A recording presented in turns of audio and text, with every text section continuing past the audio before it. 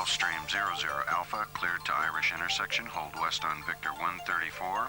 5-mile legs, left turns.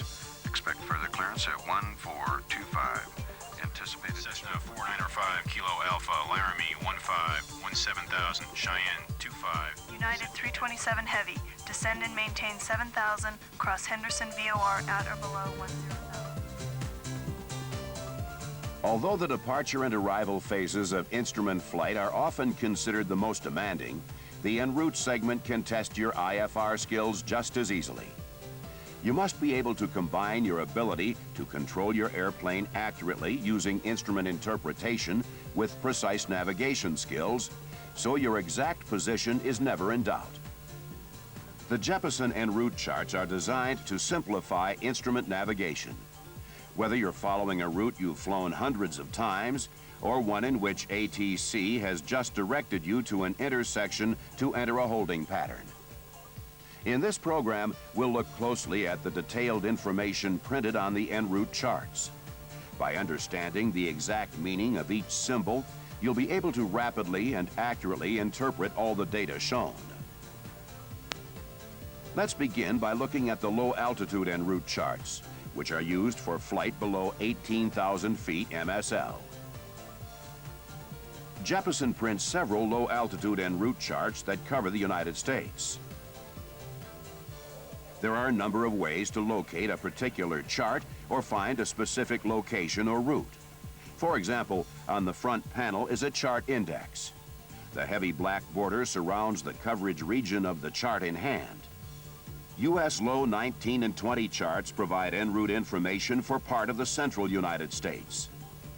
Major cities are shown to further help you with chart selection. Cities shown with bold type and gray shading depict terminal areas which have a published area chart. Time zone boundaries are identified by a series of T's on the chart index. This example shows the division between the mountain and central time zones. The front panel also provides the formulas for converting daylight and standard time to universal coordinated time. Here you can see the conversion formulas for both mountain and central times. Above the chart index is the effective date. You should not use this chart before 0901 Zulu on 11 September. If the chart does not have a specific effective date, it states effective upon receipt. In addition, the front panel contains a listing of major changes which have occurred since the last printing of the chart. On the back panel, you can use a feature called ZigDex, or Zigzag Index, to locate major cities. For example, Goodland is located on panel 6 of the U.S. low 19 chart. To find the city, open the chart to panel 6. The Enroute charts are designed so you can follow your flight's progress by turning the panels like the pages of a book. This convenient feature helps in cockpit management since it is seldom necessary to completely unfold a chart. Generally, the back panel also contains a listing of special use airspace and, if applicable, part-time terminal airspace hours. These will be discussed later in this program. The bottom portion of the front panel is the City Location Guide. This is an alphabetical list of cities with IFR airports only, and their corresponding locations on the chart. For example, Goodland is located on Panel 6, Section C. When a chart is opened to a particular panel, which in this case is Panel 6, it can be further divided into 4 sections by imaginary horizontal and vertical lines. These sections are labeled in the top and bottom margins as A, B, C, and D. The panels and sections are useful location identifiers. As previously noted in the City Location Guide, Goodland is located on Panel 6, Section C. Now let's move to the chart itself. We'll begin by looking at some basic methods of airspace depiction. Controlled airspace is shown in white. Within controlled airspace, ATC provides separation for IFR traffic. Uncontrolled, or Class G airspace, is shown in gray and extends upward to 14,500 feet MSL. Although high-altitude jet routes pertain to flight at and above 18,000 feet, they are printed on low-altitude charts for orientation. These routes, which are shaded green, help you transition from the low-altitude structure to the high-altitude structure and back again. Special use airspace is shown in green and magenta and is designated for use whenever aircraft activities require airspace operational limitations. For example, a restricted area is outlined with magenta diagonal slashes. The identifier, affected altitudes, times of activity, and controlling agency are shown. If space is limited, this information is printed either adjacent to the area or will be found on the front or back panel in the section entitled Special Use Airspace. This particular restricted area is R4806E. It uses the airspace beginning at 100 feet above the ground and has an unlimited ceiling. The area is active from 0500 to 2000 local time, Monday through Saturday, and other times by NOTAM dissemination. Los Angeles Center is the controlling agency. Green diagonal slashes surround a warning, alert, or MOA airspace. This MOA has a floor of 100 feet AGL and extends up to flight level 180.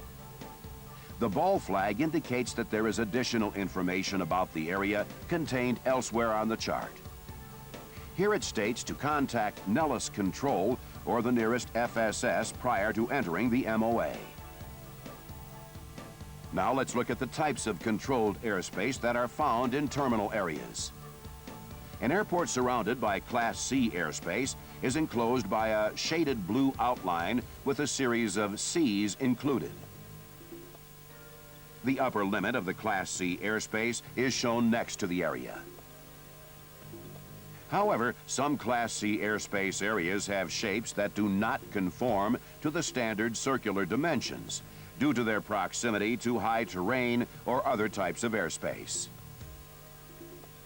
Class B airspace areas are depicted by a shaded magenta outline with a series of Bs included surrounding the primary airport. This symbol represents the lateral boundary for the upper limit of the Class B airspace. The altitude for the upper limit is shown to help you select an altitude to overfly the airspace. You'll find a detailed portrayal for each sector on the Class B airspace charts that accompany your area charts. The locations of area charts are identified on Enroute Charts by shaded gray dashed lines that surround the charted region. These charts use the same symbology as Enroute Charts, but their scale has been adjusted to provide more detail. You should refer to the area chart if your departure or destination airport is within the boundary shown on the Enroute chart.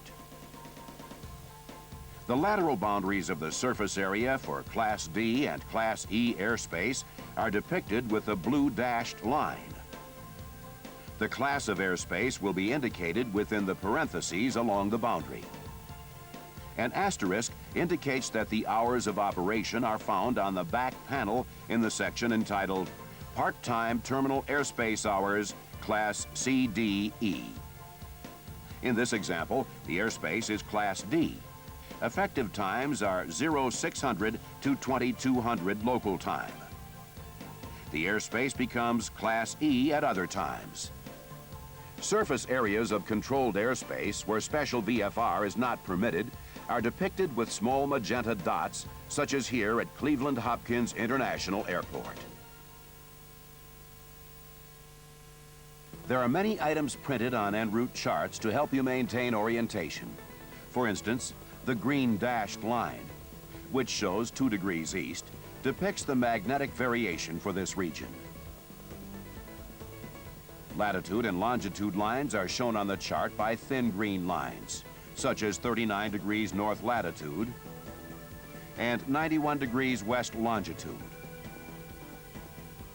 A distance ratio at the top of each chart shows you the scale. In this case, 1 inch equals 15 nautical miles. A nautical mile scale is provided along the top of each chart.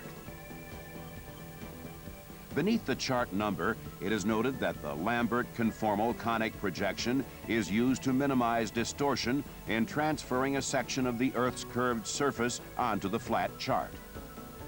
With this type of projection, a straight line on the chart represents a great circle route, which is the shortest distance between 2 points along the curvature of the Earth. Another item used to help with orientation is the set of wings with a north barb pointing to true north. Light blue bands portray areas where Enroute charts overlap one another.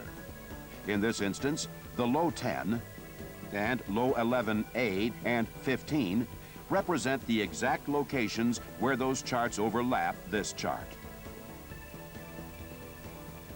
This note refers to an area which is covered elsewhere in an inset. If the inset is on a different chart, it will be noted. In this case, the inset provides you with the Enroute data you need, covering an off-the-chart area over a body of water. Let's continue by looking at airport symbols and related information. Civil VFR airports are identified by small green circles with cogs. Military VFR airports are shown by smooth green circles. Civil IFR airports are shown by small blue circles with cogs. And military IFR airports are shown by smooth blue circles. Both civil and military seaplane bases are charted with an anchor inside the appropriate symbol. Heliports are labeled with an H. Notice again that IFR airports are in blue, and VFR airports are in green. Civil airports have cogs, and military airports are smooth. The airport symbols on Enroute charts are divided into 2 main categories. Those showing airports with a standard instrument approach procedure published by Jeppesen, and those without. When an airport has a standard instrument approach procedure, the airport location is labeled in all capital letters, and the lettering and symbol are in blue. As you might remember, this information is also found on the bottom front panel of the appropriate chart. The approach charts are indexed under this name. The airport's name is also provided when it differs from its location. In this example, Hale County Airport is located in Plainview, Texas. If applicable, frequencies for FSS, ATIS, ASOS, and AWAS are listed above the airport location. Below the airport name is the Jeppesen Nav data, or ICAO airport identifier, along with the airport elevation and the longest runway length to the nearest 100 feet. In this example, by adding 2 zeros, 60 equates to 6,000 feet. Locations of airports without published instrument approaches are indicated with lowercase letters, and the lettering and symbol are in green. These VFR airports also contain an airport identifier, airport elevation, and runway length. An S indicates a soft surface. The absence of an S means it is a hard surface. Jeppesen uses various symbols to show navigation aids. For instance, a VOR is presented as a compass rose with a thin barbed line that orients the symbol to magnetic north. This barbed line allows you to measure the magnetic bearing of any course by using a Jeppesen IFR Enroute plotter. DME and TACAN facilities are portrayed by serrated circles. Both of these stations provide slant range distance information. In addition, TACAN facilities provide continuous bearing information for suitably equipped aircraft. When a VOR station is combined with a TACAN or DME facility, the resulting VORTAC or VOR DME is shown by combining the 2 symbols. NDBs are marked by a series of 3 concentric green dotted circles with a thin barb pointing to magnetic north. The frequency, identifier, and Morse code for the NDB are listed below the facility name. A localizer facility is shown on the Enroute charts only if it performs an ATC function, such as identifying a fix, and is noted with a half-feathered arrow. In this case, Kirk is the intersection. The localizer frequency, identifier, Morse code, and the inbound course are shown. Now let's look at the identification and communications data that coincide with the NavAid symbols. When a NavAid is an airway or route component, the identification is given in a shadow box. In this example, the frequency for the Monroe Vortac is 117.2 megahertz. The station's three-letter identifier, MLU, and the Morse code ID are also shown. The D preceding the frequency indicates DME capability, and the L in parentheses represents low-altitude NavAid operational range. The information for a NavAid which is not part of the airway or route structure is not enclosed in a box. For instance, the VOR located at Higginsville Industrial Municipal Airport is used primarily for terminal operations, as depicted by the T in parentheses. The navigation information for a TACAN or DME station which is not frequency paired with a VOR is shown next to the symbol. The frequency of 111.6, shown in parentheses below the TACAN channel, provides civilian reception of distance information. The NavAids at Randolph Air Force Base show a similar situation. Although the VOR and TACAN appear to be co-located, they are actually separate NavAids as shown by the notation.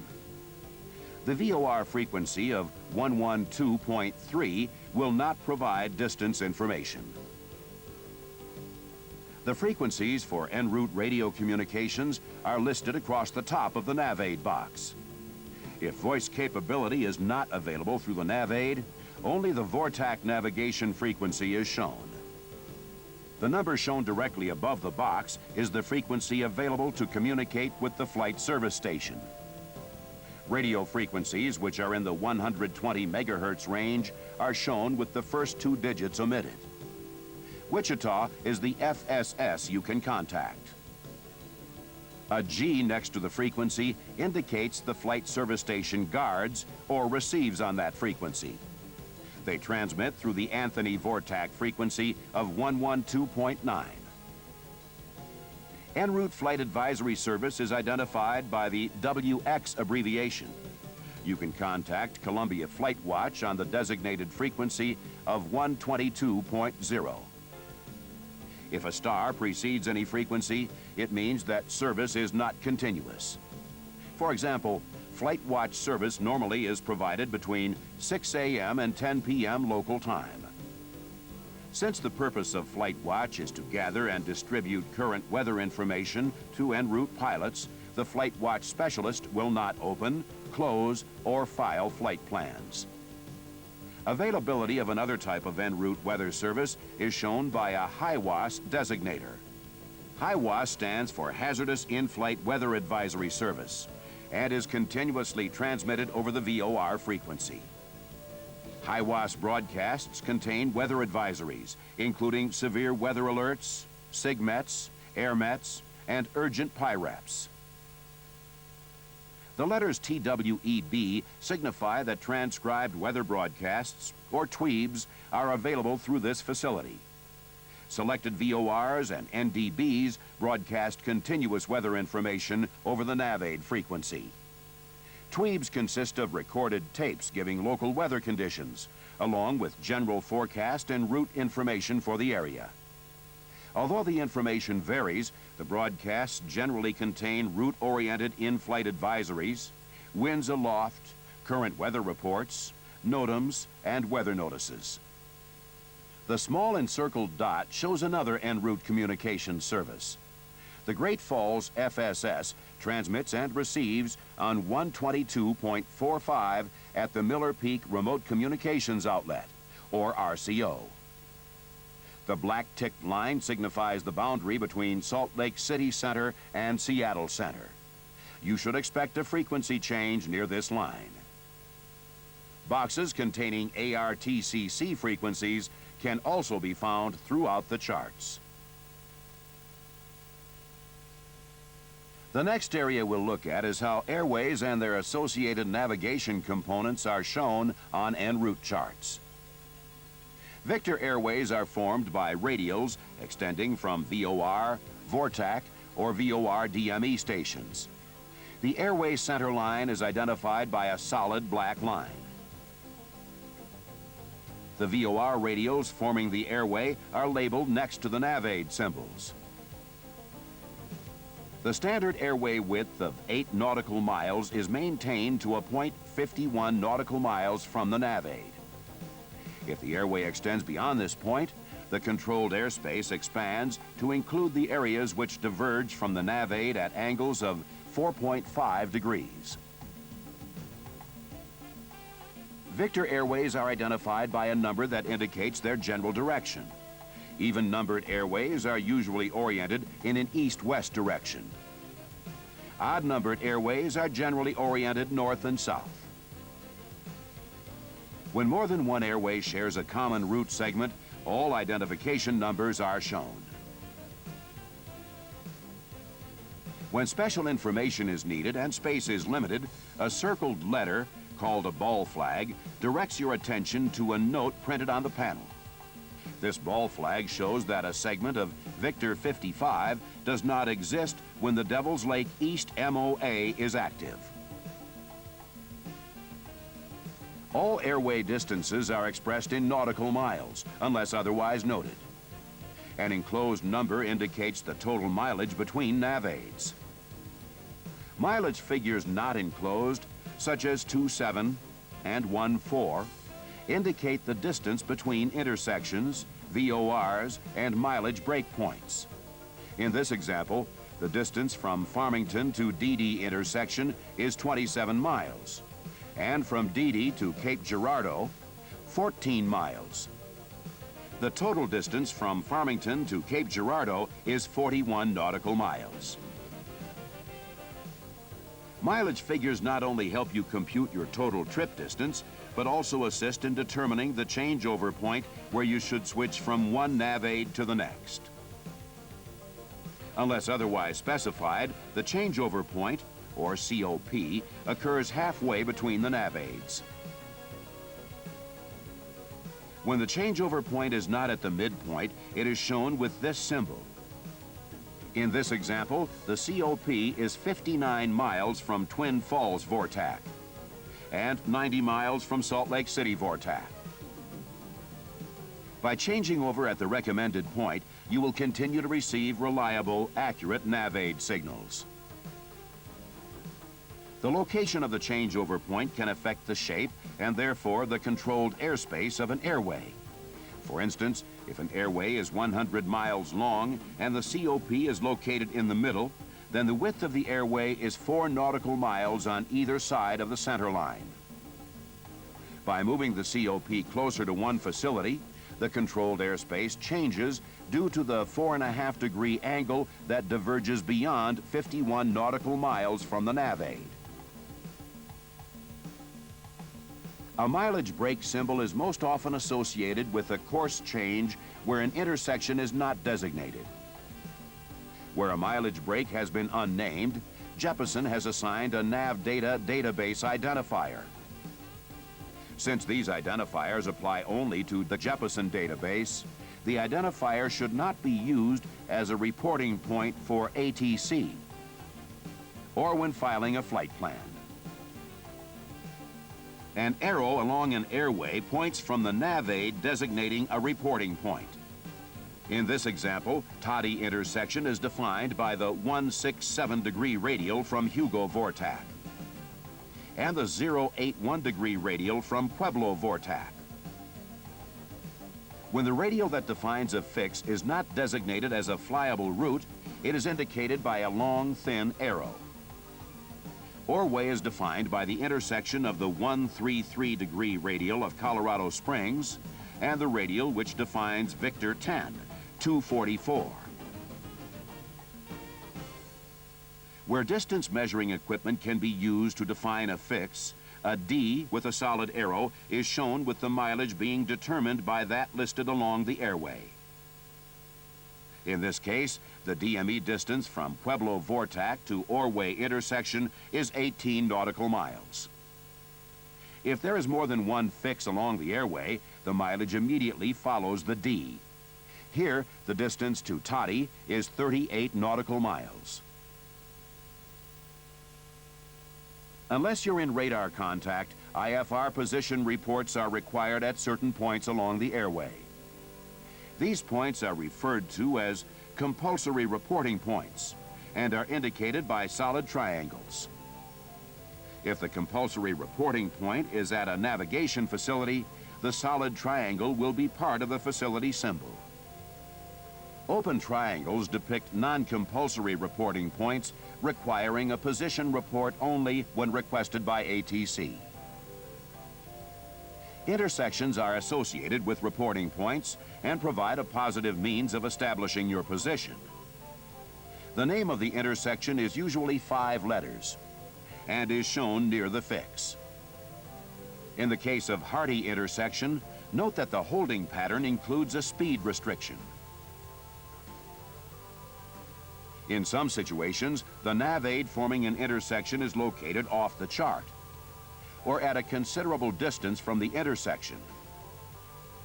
In other cases, the thin arrow identifying the fix might be hidden by other information. When this happens, the 3-letter identifier, radial or bearing, frequency, and distance, if appropriate, are shown along with a portion of the intersection identifier arrow. Where the nav aid forming an airway is located off the chart, its name is shown along the edge. When the nav aid helps form an intersection along the airway, or the changeover point occurs on the chart you're using, the nav aid's frequency and identifier are also shown. For example, Wormy intersection can be identified by the 30 DME from Llano Vortac along the 110-degree radial. Now let's review the various en route altitudes.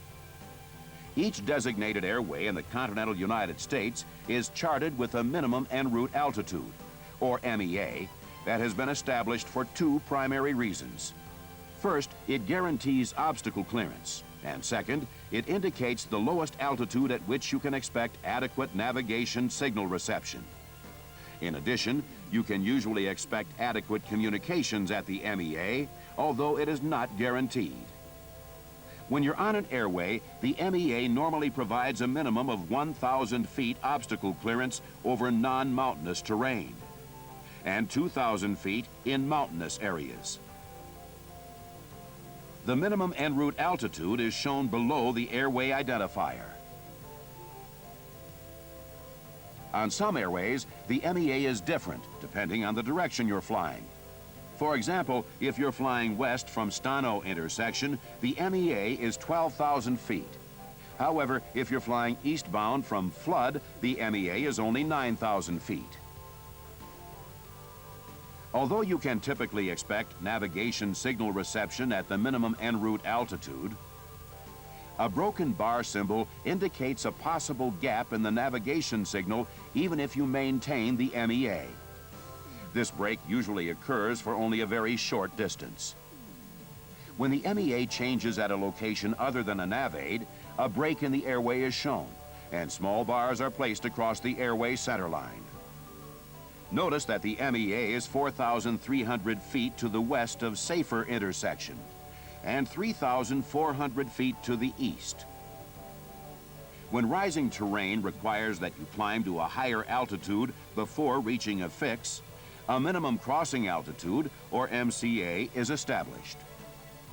The MCA is shown by an information grouping consisting of the Victor airway number, the crossing altitude, and the direction of flight. When a minimum crossing altitude occurs at a nav aid, it is identified with a numbered ball flag. The applicable information is listed elsewhere on the same panel. In addition to an MEA, some route segments also provide a minimum obstruction clearance altitude, or MOCA. The letter T for terrain is shown with the MOCA to distinguish it from the other types of altitudes. The MOCA meets obstacle clearance requirements, but only provides reliable signal reception when you're within 22 nautical miles of the navigational facility. In a few cases, maximum authorized altitudes, or MAAs, are specified. These normally occur below special use airspace, or when two VORs transmitting on the same frequency could cause signal interference at higher altitudes. They are indicated by the letters MAA, followed by the applicable altitude. At some intersections or fixes, terrain can interfere with the reception of the nav aid which forms the fix. Where an altitude higher than the MEA is required to identify the fix, a minimum reception altitude, or MRA, is designated. The next area we'll cover is the high altitude charts, and some of the items which appear differently on them. For example, high altitude charts are printed in a single color. Since these charts cover portions of the Canadian and Mexican high altitude structure, information about airspace variations is provided on the front panel. A primary difference between high and low altitude charts is that nav aid information is presented in a different form. For instance, the compass rose that usually surrounds VOR stations is not shown. However, the magnetic north barb is printed for use with the Jeppesen IFR Enroute plotter. As with low altitude charts, a shadow box is used to identify a nav aid that is part of the Enroute structure. However, the shadow is only on the right side of the box since the geographic coordinates for the nav aid are listed below the box. Off-airway nav aids are indicated by omitting the shadow from the frequency box.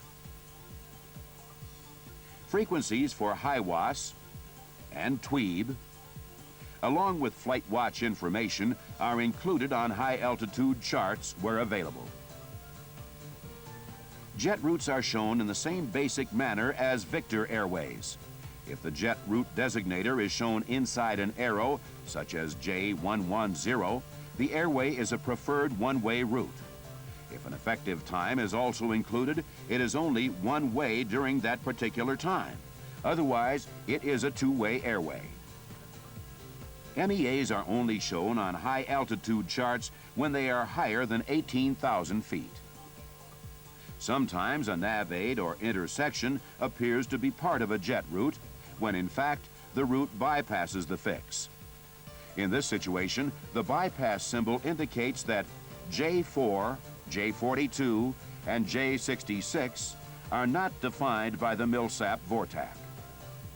The letter D designates a preferred IFR direct route which is not part of the jet route system and is 130 nautical miles or more in length. On high and low altitude en route and area charts, Jeppesen also provides minimum off-route altitudes, or MORAs, located within grids formed by lines of latitude and longitude. In this example, the number 26 represents a grid MORA of 2,600 feet and is an altitude which will provide obstacle clearance during an emergency descent. If the highest natural or man-made object within the grid is a non-mountainous area, the minimum off-route altitude provides you with at least 1,000 feet of clearance. When the highest object or terrain is in a mountainous area, 2,000 feet of clearance is provided. Additionally, for terrain awareness, generalized terrain contours are depicted on selected area charts. Within contour intervals, some, but not all terrain high points may be included along with their elevation above mean sea level for use as additional reference. DME arcs are shown for situational awareness. On high-altitude charts, the lines of latitude and longitude, as well as the magnetic variation, run through the entire chart. Flight in the instrument environment challenges your piloting skills continuously. Jeppesen Enroute Charts provide the navigation and communication data needed to meet the challenge. However, their effectiveness depends on your correct interpretation of the information portrayed.